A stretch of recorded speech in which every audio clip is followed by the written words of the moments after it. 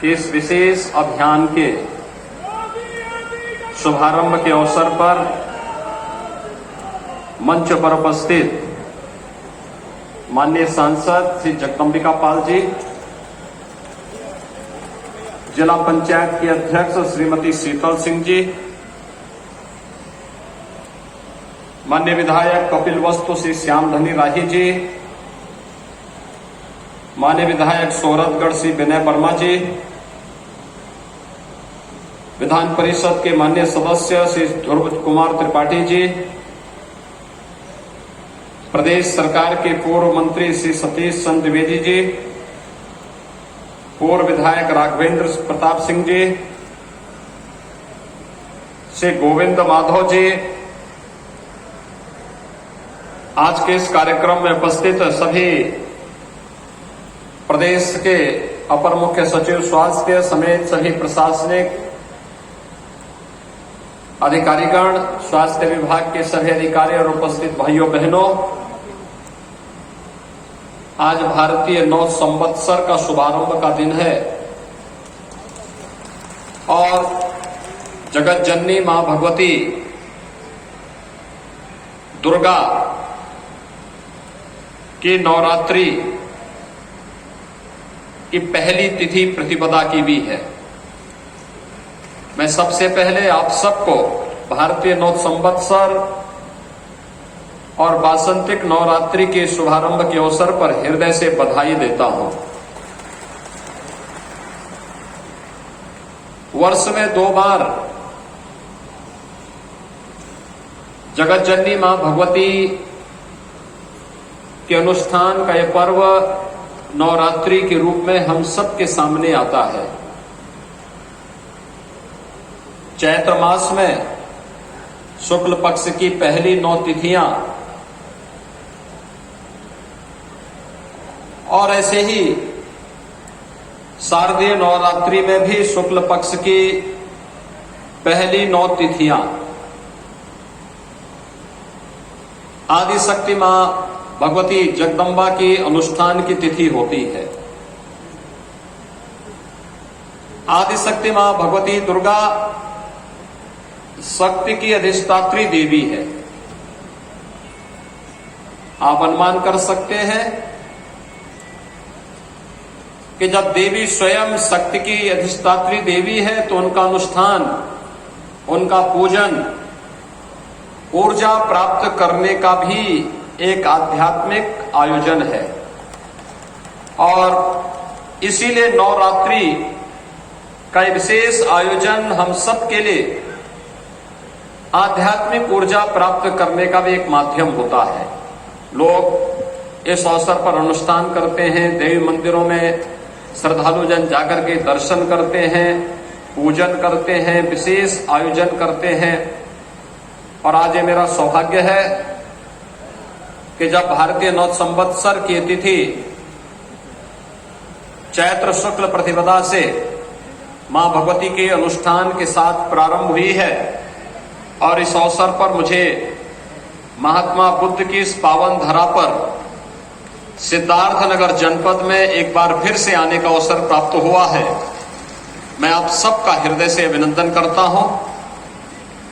भाइयों बहनों, अभी हाल ही में उत्तर प्रदेश, देश की सबसे बड़ी आबादी के इस राज्य में विधानसभा का चुनाव संपन्न हुआ है। आपने सुरक्षा, सुशासन और गरीब कल्याण के लिए भारतीय जनता पार्टी को प्रधानमंत्री मोदी जी के नेतृत्व में फिर से अपना आशीर्वाद दिया है। मैं आप सबका हृदय से आभार व्यक्त करता हूं, आप सबको हृदय से धन्यवाद भी देता हूं। सिद्धार्थनगर जनपद में मुझे कई बार आने का अवसर प्राप्त हुआ। जब पिछली बार मुझे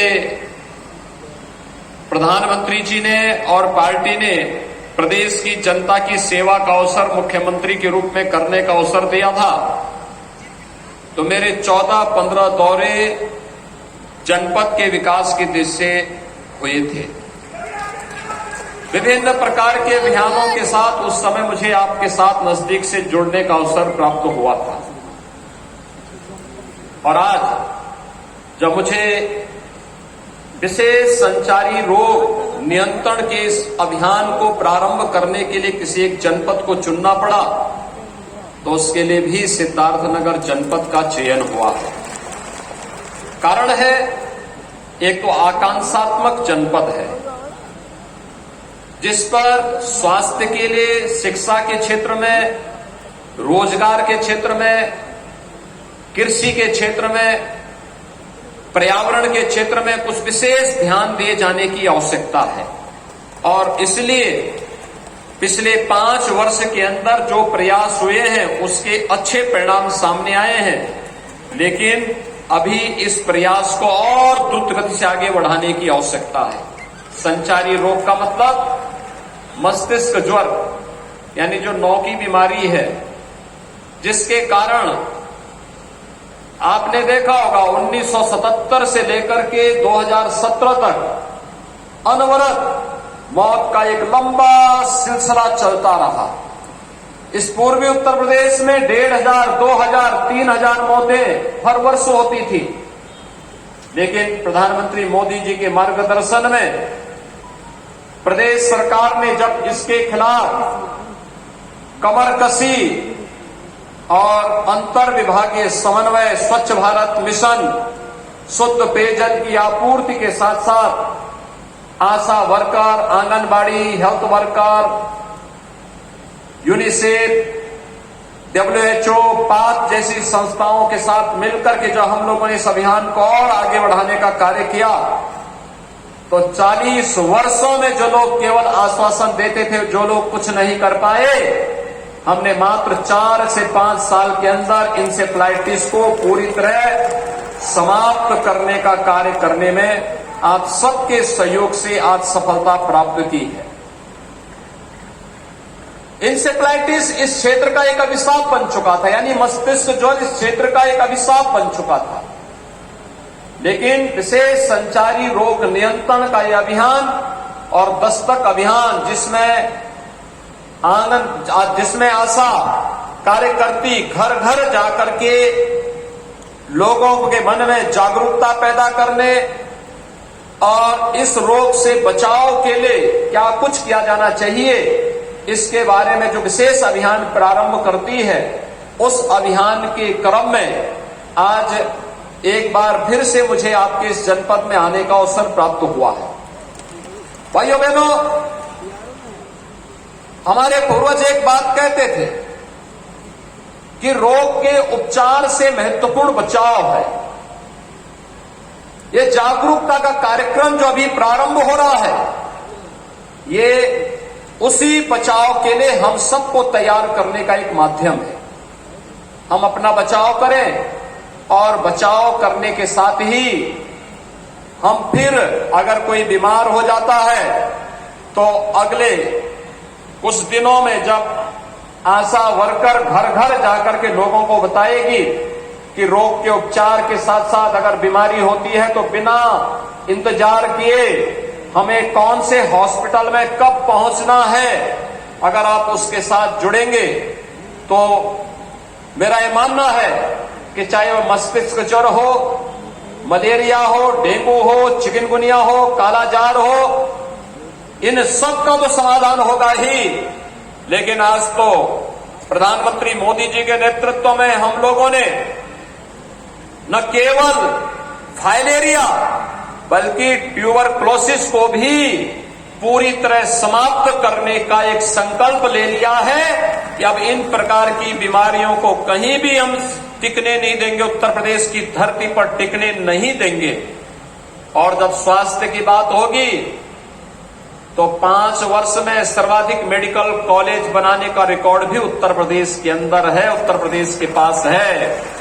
हम लोगों ने तो श्री माधव प्रसाद त्रिपाठी जी की स्मृति में महात्मा बुद्ध की इस पावन धरा पर मेडिकल कॉलेज के निर्माण का कार्य भी अपना पूरा कर दिया और पहले सत्र के बच्चे यहां पर एडमिशन ले चुके हैं। ये मेडिकल कॉलेज, हेल्थ इंफ्रास्ट्रक्चर, प्रधानमंत्री स्वास्थ्य सुरक्षा योजना के अंतर्गत हम लोगों ने विगत 5 वर्ष के अंदर 33 नए मेडिकल कॉलेज निर्माण का कार्य आगे बढ़ाया था, जिसमें से हम 17 मेडिकल कॉलेज में पठन पाठन का कार्य प्रारंभ कर चुके हैं, उनको आगे बढ़ा चुके हैं और अगले 1 वर्ष के अंदर हम लोग 17 से 18 नए मेडिकल कॉलेज प्रारंभ करेंगे, जिससे प्रदेश के अंदर मेडिकल एजुकेशन की भी समस्या का समाधान हो जाएगा और साथ साथ लोगों को बेहतरीन विशेषज्ञ स्वास्थ्य सुविधा भी यहां पर प्राप्त होगी। और इस दृष्टि से जब विधानसभा का चुनाव संपन्न हुआ है, मैं आप सबको भारी बहुमत से विकास के लिए, सुरक्षा के लिए, सुशासन के लिए, गरीब कल्याण के लिए एक बार फिर से अपना आशीर्वाद देने के लिए हृदय से आप सबको मैं हृदय से धन्यवाद देता हूं। भाइयों बहनों, हम लोगों ने विगत 2 वर्ष के दौरान इस सदी की सबसे बड़ी महामारी कोरोना का सामना किया। कोरोना महामारी के कारण दुनिया के अंदर लाखों लोगों ने अपनी जान गंवाई, लेकिन देश के अंदर प्रधानमंत्री मोदी जी के नेतृत्व में बेहतरीन कोरोना प्रबंधन का जो मॉडल खड़ा हुआ, दुनिया ने उसकी सराहना की और उत्तर प्रदेश ने आप सभी के सहयोग से, सभी जनप्रतिनिधि, सभी हेल्थ वर्कर, सभी कोरोना वॉरियर्स, आंगनबाड़ी, आशा वर्कर, एएनएम, इन सभी ने मिलकर के एक एक घर में जाकर के दस्तक अभियान के माध्यम से निगरानी समितियों को मजबूती प्रदान करते हुए ग्राम प्रधानों ने, पार्षदों ने, सभी जनप्रतिनिधियों ने मिलकर के इस अभियान का हिस्सा बनकर के मेडिसिन किट हर लक्षण युक्त व्यक्ति को देने का जो कार्य किया, उसका परिणाम रहा उत्तर प्रदेश का मॉडल दुनिया के अंदर बेहतरीन मॉडल के रूप में माना गया। बेहतरीन कोरोना प्रबंधन उत्तर प्रदेश का, जिसमें फ्री टेस्ट, फ्री उपचार, फ्री वैक्सीन, उत्तर प्रदेश अब तक 30 करोड़ वैक्सीन की डोज उत्तर प्रदेश के नागरिकों को उपलब्ध करा चुका है।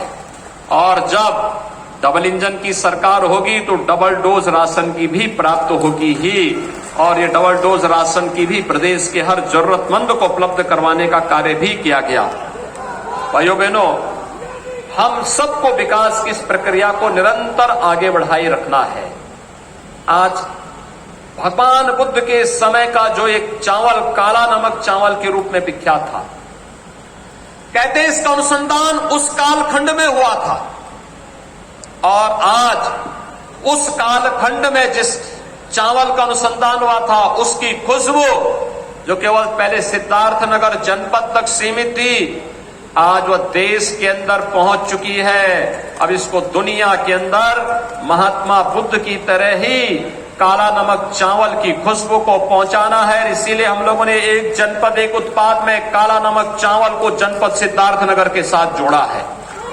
इसके अनुसंधान की रफ्तार को थमने नहीं देनी है, इसके अभियान को निरंतरता देनी है, विकास की प्रक्रिया निरंतर चलती रहे, ये हमारा प्रयास होना चाहिए और उस प्रयास के तहत हमारा अभी से कार्य प्रारंभ हो। आज संचारी रोग नियंत्रण का अभियान भी प्रारंभ हो रहा है। मां दुर्गा के अनुष्ठान से प्राप्त होने वाली शक्ति किसी भी प्रकार के रोग से, शोक से, संताप से संपूर्ण मानवता को मुक्त करने में अपना योगदान देगी। इस विश्वास के साथ जगत जननी मां भगवती से मैं यही प्रार्थना करता हूं और आप सबका मैं आह्वान करूंगा कि आज जो विशेष अभियान चल रहा है, इस विशेष अभियान के साथ हम सब जुड़ करके कार्य करें। स्वच्छ भारत मिशन में हर जरूरतमंद के घर में शौचालय बने। 2,61,00,000 गरीबों के लिए हम लोगों ने प्रदेश भर में शौचालय बनाए। जिन लोगों के पास सिर ढकने के लिए छत नहीं थी, ग्रामीण और शहरी क्षेत्र में ऐसे 43.5 लाख गरीबों को एक एक आवास उपलब्ध करवाने का कार्य किया गया। जिन लोगों के पास राशन के कार्ड नहीं थे, ऐसे 15 करोड़ लोगों को राशन की सुविधा फ्री में उपलब्ध करवाने का कार्य कोरोना जैसी महामारी के दौरान किया गया। और आज हम सब इसीलिए आए हैं कि जितना भी अभियान चल रहा है उत्तर प्रदेश के प्रत्येक नागरिक को स्वस्थ बनाए रखने के लिए मेरा अनुरोध होगा आप लोगों से।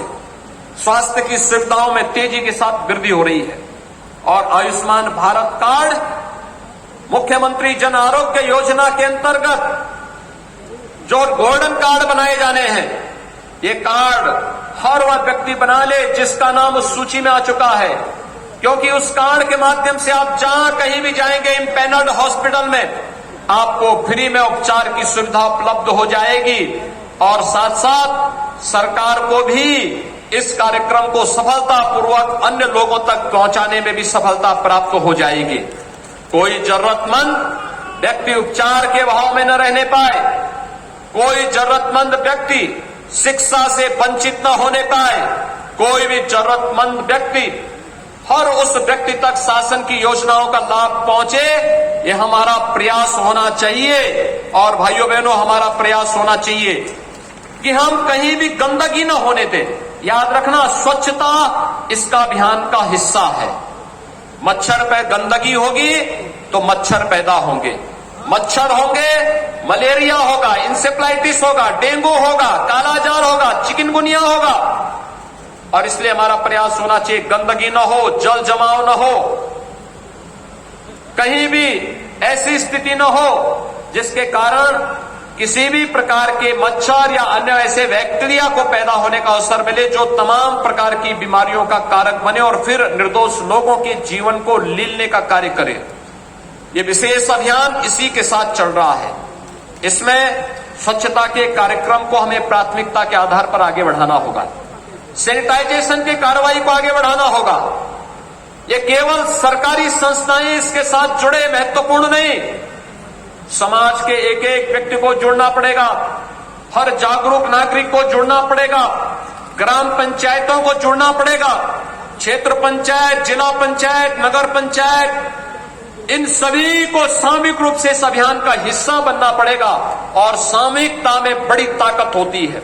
इस सामूहिक ताकत जब आगे जाएगी तो इंसेफ्लाइटिस यानी मस्तिष्क ज्वर के साथ साथ डेंगू है, मलेरिया है, फाइलेरिया है, चिकनगुनिया है, ये जितनी भी अन्य बीमारियां हैं, इनसे तो हमें राहत देगी ही। कोई रोग दूर दूर तक आप तक पटकने नहीं पाएगा।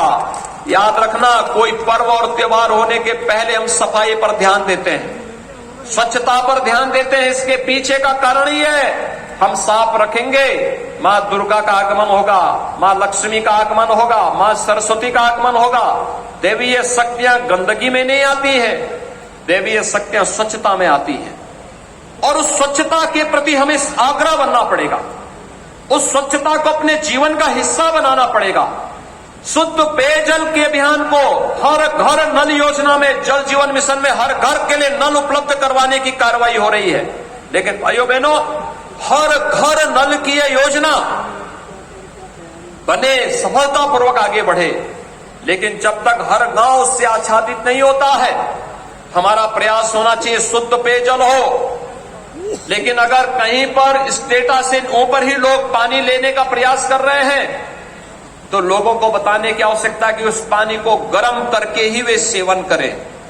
कोई पेट जनित बीमारी नहीं होगी, कोई जल जनित बीमारी नहीं होगी, कोई भी ऐसी बीमारी नहीं होगी जो बच्चों के लिए, बुजुर्गों के लिए काल जानलेवा बन जाए। इसलिए भाइयों बहनों, ये जागरूकता का विशेष अभियान, स्वच्छता के अभियान के साथ छिड़काव के कार्यक्रम को, मेलाथियान का छिड़काव हो, एंटी लार्वा डस्ट का छिड़काव हो, जगह जगह इस अभियान को आगे बढ़ाना, तेजी के साथ आगे बढ़ाना। नगरीय क्षेत्रों में लगातार फॉगिंग की कार्रवाई भी इसके साथ, स्वच्छता के साथ जुड़ती रहे। दो कार्य होंगे इससे। एक तो बरसात के समय अगर नाली नाले सब साफ सुथरे हैं तो जल जमाव नहीं होगा। गांव हो या शहर, जल जमाव की समस्या नहीं होगी। जल जमाव नहीं होगा तो मच्छर नहीं होंगे, डेंगू नहीं होगा, मलेरिया नहीं होगा, इंसेफ्लाइटिस जैसी बीमारियां नहीं होंगी। अगर बच्चा स्वस्थ है, प्रत्येक नागरिक स्वस्थ है, तो वह केवल व्यक्ति नहीं, परिवार स्वस्थ होता है। परिवार स्वस्थ है तो समाज स्वस्थ होता है। समाज स्वस्थ होता है तो प्रदेश स्वस्थ होता है। और उत्तर प्रदेश जैसा राज्य अगर अपने के लिए स्वास्थ्य का एक निश्चित मानक तय कर देता है तो याद रखिए, यह भारत के स्वास्थ्य इंडिकेटर को और नई ऊंचाइयां प्रदान करता है और उसमें हम सबका सामूहिक योगदान होना चाहिए। इसके साथ ही जागरूकता के कार्यक्रम के साथ जापानी इंसेफ्लाइटिस के वैक्सीन भी लगने प्रारंभ होंगे। वर्ष में 3 बार हम ये कार्यक्रम चलाते हैं और 3 बार चलने वाला एक कार्यक्रम बरसात के पहले, यानी 3 महत्वपूर्ण जो प्रदेश के अंदर ऋतुएं हैं, उन तीनों को आधार मान करके हम लोगों ने 3 बार ये चलाया है। इसमें स्वास्थ्य विभाग को नोडल विभाग बनाया गया है, ग्राम्य विकास और पंचायती राज, नगर विकास, महिला और बाल विकास, माध्यमिक और बेसिक शिक्षा, समाज कल्याण विभाग, दिव्यांगजन विभाग, इन सभी को एक साथ जोड़ करके यह एक अभियान एक साथ आगे बढ़ रहा है। आज हम इस कार्यक्रम को आगे बढ़ा रहे हैं। कल आपने देखा होगा 1 अप्रैल से गेहूं क्रय केंद्र प्रारंभ हुए हैं।